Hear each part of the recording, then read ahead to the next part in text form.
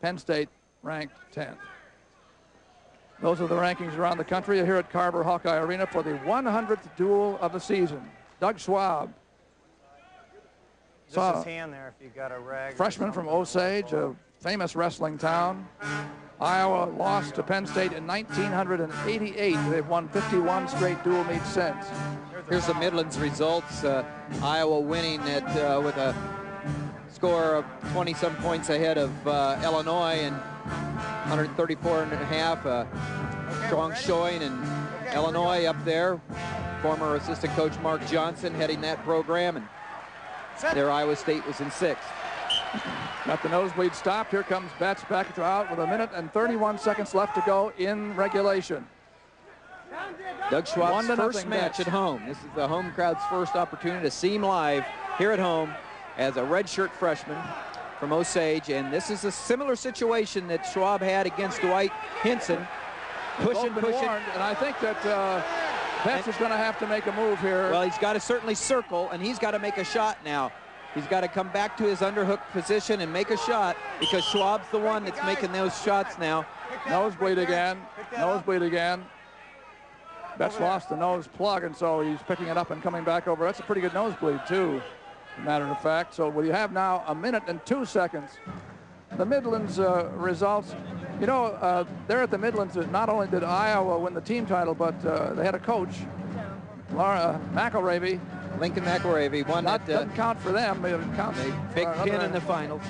Won the outstanding wrestler, and just went on doing more of what has done so well. There he is, win, and obviously he has the Olympics in the year 2000 on his mind. Coaching, I talked to him, and he talked to me how interesting coaching has been. He's had to watch all the matches. He's had to watch them close so that he can help more. He said he used to not watch the matches when he was wrestling, just concentrating on what he needed to do. And he's enjoying it, but he's looking forward to kind of picking up his competition a little bit now as he heads into 1998 and the World Championships. And Jason Betz is coming back out now to conclude this match. We have 1 minute and 2 seconds to go at this weight. 1 minute 26. Betz leads 1-0. The nosebleed has stopped the match a couple of times there. Now he's in on a double leg, but not well enough to score. Cut off by Schwab's underhook. Here's Schwab trailing by a point. Neither man dares get caught for stalling because it's 1 point for the other opponent if it happens. Both working that short offense there, trying to find that headlock, trying to find that underhook and drop into the single leg there. A lot of pressure going on right here, and you're getting caught in the hand fight. Styles are very similar, too. They like to come in close. They both like to use front headlocks. They both can go upper body, like to shoot off head control.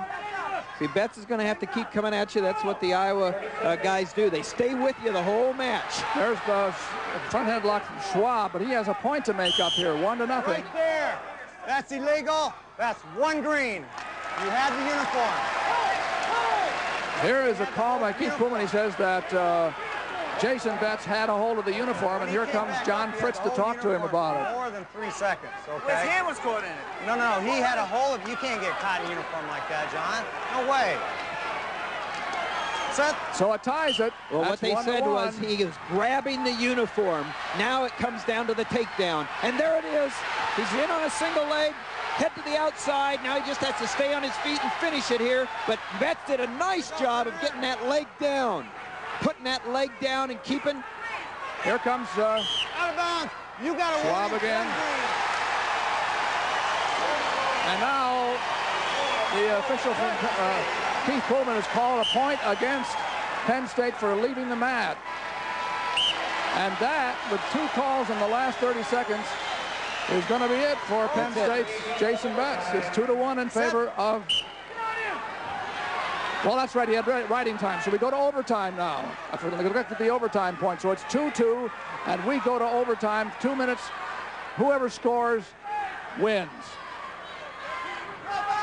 Like I said, Doug Schwab, true to the form of Iowa wrestlers, stays right with you the whole match, whether it's a 7-minute match or whether it's a 9-minute match or a 9.5 minute. Pick this up. We'll put a new one in right now. Betz lost the nose plug. He's coming to the side. It's not bleeding, but they want a new nose plug in there for Betz.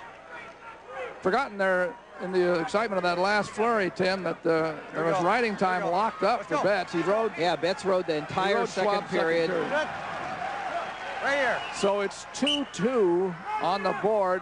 This is a sudden death overtime. We have 1 minute and 34 seconds left in it. Whoever scores wins. Shot, and he's in on that leg. Hasn't been there for a long time, and now it's a matter of coming up and not staying on the knees, or he won't be able to finish it down on the knees. You can't finish anything down on the knees, but he's up now. Now Schwab and he is in trouble. Yep. There it is, and Penn State pulls it out after almost losing it at the very end of the match, letting it get away. Well, Schwab kept the pressure on the whole time, but you got to give credit to Betz, who stayed there in the match the whole time, long enough to be able to complete it with that takedown, in on the single leg, got back up to his feet, and then tripped him down for the 2-point win in overtime. So that makes the team score now 9 for Penn State, nothing for Iowa. We always talk about getting out fast at Carver Hawkeye against the Iowa team. Here's the takedown right here. Had the leg up in the air, got back up to the feet, tripped backwards, and then just covered his hips. They both had their choice. Schwab couldn't keep the whizzer in. We're right back on track. See, Iowa, okay, Penn State. And the big so win. Penn State did start out fast with a 9-0 win. Penn State has their choice. Now we're